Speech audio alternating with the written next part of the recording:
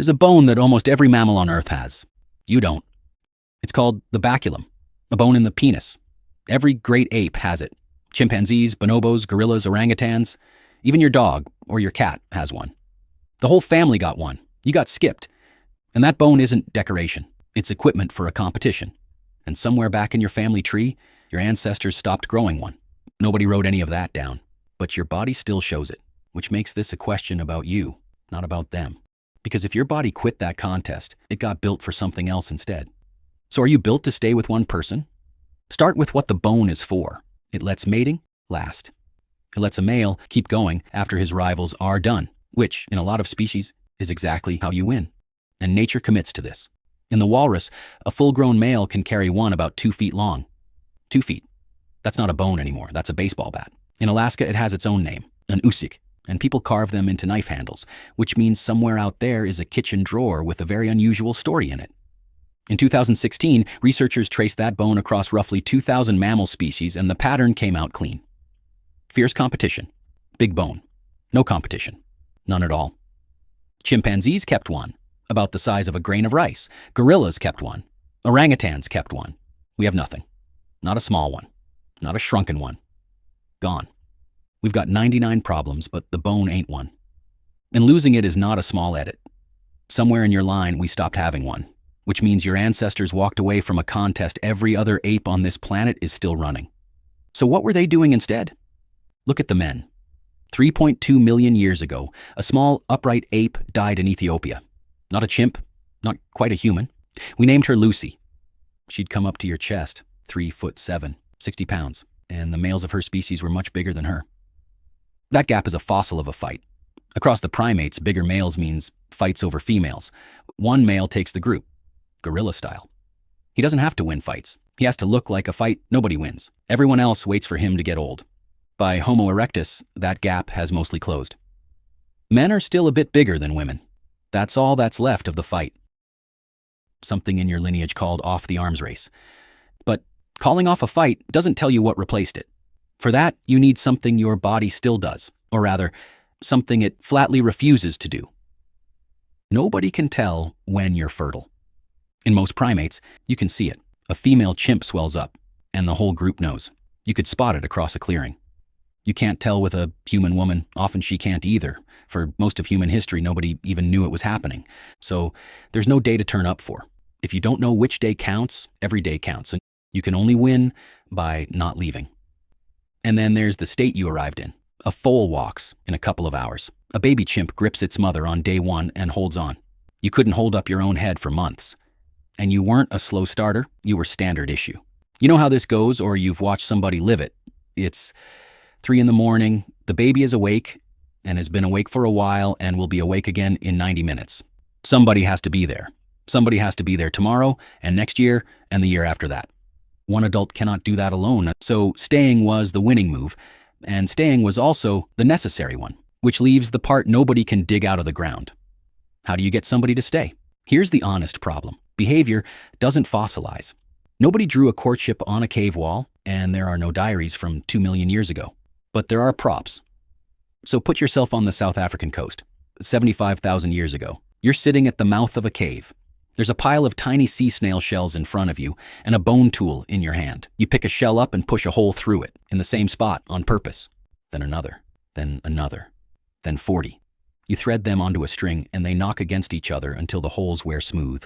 You grind red ochre into powder and you stain every one of them red. And then you put it on. Nobody made you do that. It doesn't keep you warm. It doesn't keep you fed. You did it because somebody is going to look. Those shells are real. And they're sitting in a museum. They are the oldest jewelry anyone has ever found. Farming wouldn't be invented for another 60,000 years. Writing was 70,000 years away, and people were already sitting down and making themselves pretty. You don't decorate yourself for no reason. So, here's the case. Closed. Your ancestors moved away from fighting over mates and towards staying with them. Hidden fertility made staying the winning move. Helpless babies made it necessary. Being chosen started to matter more than being feared. The men got smaller. And the bone, equipment for a contest we'd stopped entering, quietly disappeared. It sounds like your body is a pair bonding machine, except all of it was read off bones. Bones tell you what a body did. They don't tell you why. and the same body is carrying evidence for the opposite. Look at your genes. Compare the DNA passed down the female line with the DNA passed down the male line, and they tell two different stories. For most of human history, far more women than men left descendants behind. Sit with that, because it's blunt. Plenty of men fathered nobody at all. A much smaller number fathered a great many. That is not the signature of a species of loyal couples. That's the signature of something lopsided, running for a very long time. And it's written in you, right next to everything else. Then look at what people actually did with it. Anthropologists have cataloged something like 1,200 societies. In roughly 85% of them, a man was permitted more than one wife. Permitted, though. That's the trick hiding inside that number. Even in those societies, most marriages were still one man and one woman because most men couldn't afford anything else. The rule allowed a harem. The economy handed out a couple, and it runs the other way too. In lowland South America, several peoples have held that a child can have more than one biological father, not a stepfather, a second father, understood to have genuinely helped make the child, and on the hook for feeding it afterwards. Among the Bari of Venezuela, a child with a recognized second father was measurably more likely to reach 15. Two fathers, and the child eats better. That isn't a moral position, it's a survival strategy. There's one more explanation. Maybe our real invention was never the couple. Maybe it was everyone else. Grandmothers, aunts, older siblings, neighbors, all hauling around babies that weren't theirs. On that reading, the reason you arrived so unfinished isn't that two parents were waiting for you, it's that a dozen people were. Two camps of very smart people staring at the same wobbly-headed baby, reading two completely different stories in it. Nobody has settled it. So, what's left? Either way, couple or village, the men stopped fighting so hard. The village can explain the baby. It cannot explain the bone, and the bone is still gone. It never came back. Not when farming arrived, not when kings started collecting wives, not in any population anywhere on Earth. Whatever your ancestors quit, they quit permanently. And nobody can still read your fertility. That isn't history. That's your body today, refusing to publish the one piece of information that would make timing work. So your biology never handed you a rule. It handed you a tendency and then left the rest of the page blank, which is where the real surprise is hiding. Because the thing you were probably raised to think of as the natural one, strict, one spouse only for life, is the newest part of this entire story. It spread through Europe and then most of the world relatively recently, and researchers who study it argue it caught on for reasons that have nothing to do with romance. One wife each leaves fewer men shut out and unmarried. Fewer excluded men means less competition, less crime, and more effort going into children instead of into chasing another spouse. So monogamy didn't spread because it's written in you. It spread because it worked. So, are you built to stay with one person? Here's the honest answer. Partly. And not the part you'd expect. Your body carries the equipment for bonding. The missing bone. The fertility nobody can read. The head you couldn't hold up.